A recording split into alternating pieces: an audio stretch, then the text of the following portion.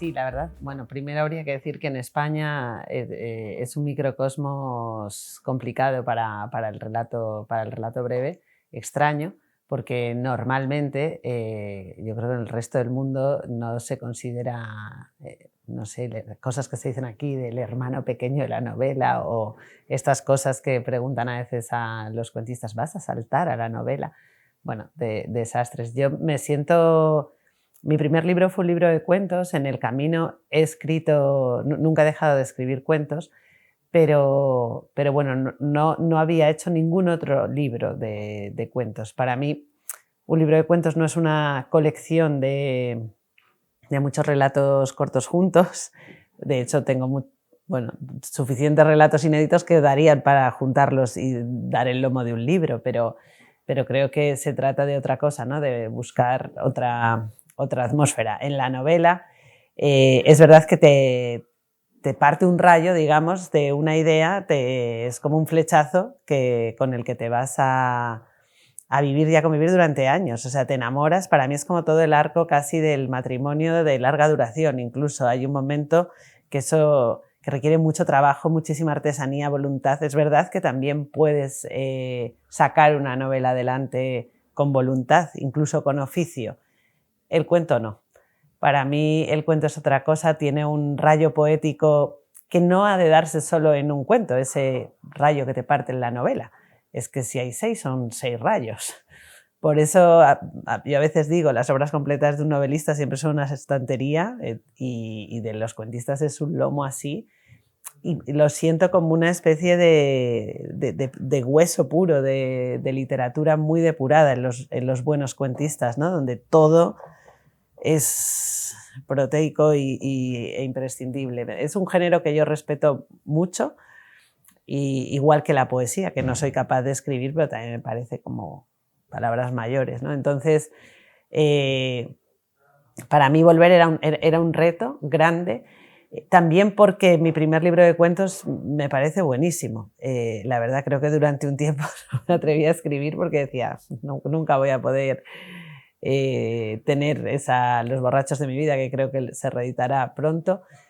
Y bueno, de pronto salí es verdad, de esa novela agotada, como quien sale de un matrimonio, de un divorcio, y con esa erótica con el mundo que requiere el cuento como para enamorarte 7 o 10 veces dentro de la misma música. Es que es una cosa muy complicada para mí, porque ni siquiera es decir, no estoy poliamorosa, ¿no? Son como 7 flechas de la misma tormenta, 7 rayos y eso para mí requiere un cierto tipo de relación con el mundo que se dio y ha sido maravilloso como que surfear esta ola. Mis últimas 2 novelas eran un poco solo de tambor, ¿no? Además de que eran una primera persona, pero era una voz mirando el mundo, no voy a decir neurótica, pero sí había un tema que me obsesionaba y no me importa, o sea, era un solo de tambor. Yo lo veía, la mejor madre del mundo es voy a poner una madre a hablar y toma el mundo para ti, ¿no? Y estaba bien, pero y después en El hombre blanco era esa voz casi contra todo el trabajo, contra eso que nos hace a todos ir al trabajo cada día, dejarnos ahí la vida para... Bueno, y de pronto pues echaba de menos en mi literatura, pero también en la que leo, salir del solo de tambor. O sea, de pronto quería no escuchar una voz, sino escuchar una música del mundo. Necesitaba otras voces y me di cuenta de que muchas de las cosas que leo son como muy monólogos, por así decir, y claro, todo cuadra muy bien cuando una está hablando más o menos sola, por así decir, me di cuenta que no escuchaba, que me faltaban muchísimas palabras y que en realidad pues faltaba oralidad. Estaba usando una cierta gramática en mi literatura y en la literatura que leía. Y este libro nace de la escucha y de querer escuchar en otros anillos, otras voces, y no tanto de eso que se dice escribir con las tripas o mostrar, sino yo quería saber ver otras tripas y ponerlas a dialogar, claro, se empiezan a aparecer como una especie de juego de espejos y de oscuridades, que es lo que yo estaba intentando, bueno, escuchar, ¿no?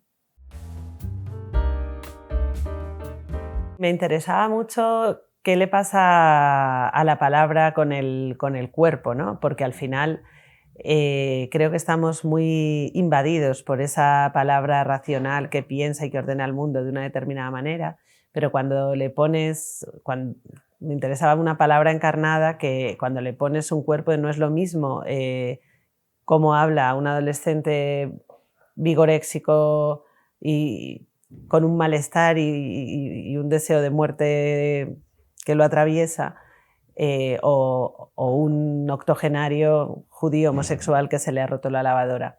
Necesitaba escuchar porque también me había dado o sentía que me estaba faltando no la legitimidad de la experiencia en la voz, sino la humildad de la escucha. Y quería, bueno, es un libro hecho de muchas escuchas, construir la voz del adolescente y ponerme a contar lo que quería contar con un lenguaje que no era el mío, cambia al personaje, cambia lo que pasa y cambia el sentido de lo que pasa. Quería escuchar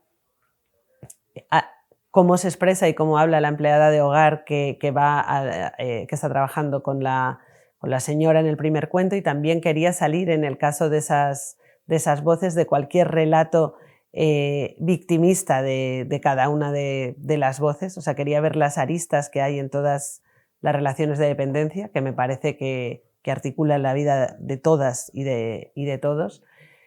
Y bueno, aparece ahí también aparece el Tagmazik, que es una lengua que habla el protagonista bereber del norte de África, que viene y se enamora de una mujer blanca de clase media alta, y cómo aparece un nuevo idioma para que esos dos se hablen, y cómo aparece un lenguaje amoroso que está completamente fuera del estigma que tenemos de ciertos personajes, tanto del estigma de ella, de la mujer blanca pija, como el estigma de él, el marroquí, que el menor no acompañado, o sea, todo eso que lleva cada personaje encima, y que hace que realmente hayamos dejado de escuchar y de ver quién hay ahí, quién de verdad habita tras el estigma del marroquí o de la pija o del octogenario, de ese cuerpo viejo, quién es.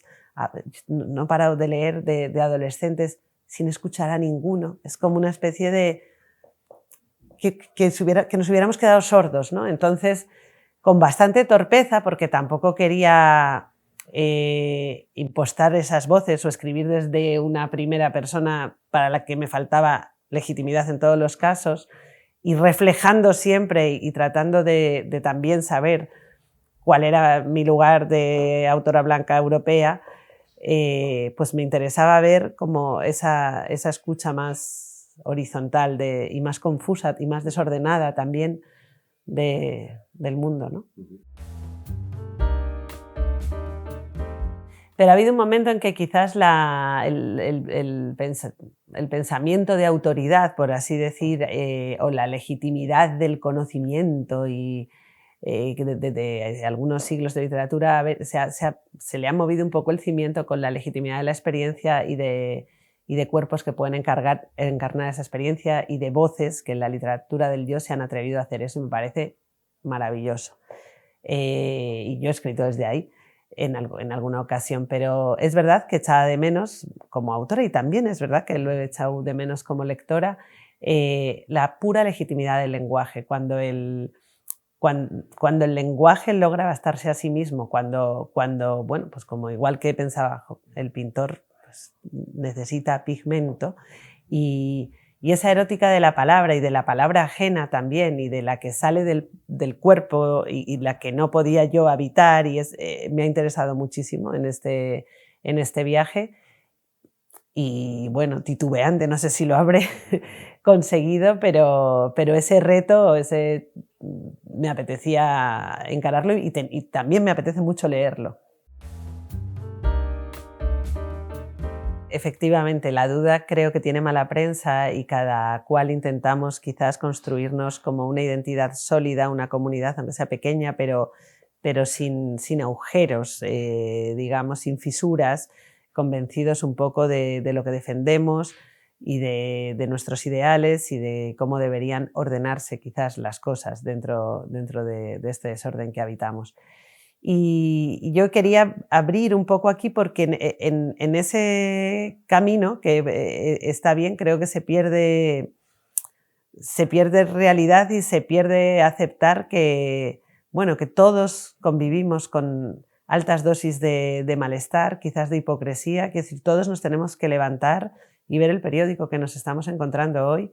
Todos convivimos con la injusticia pegadísima, cosida al cuerpo, haciendo como que siempre está quizás en otro lugar, viendo un poco las cosas, pero sin tener un reflejo de nuestra propia oscuridad, que está conviviendo con esas cosas todo el tiempo, todos los días, en cualquier parte. Es como el mundo es más injusto cada vez y nosotros tratamos de ser felices en un mundo que es más injusto cada vez.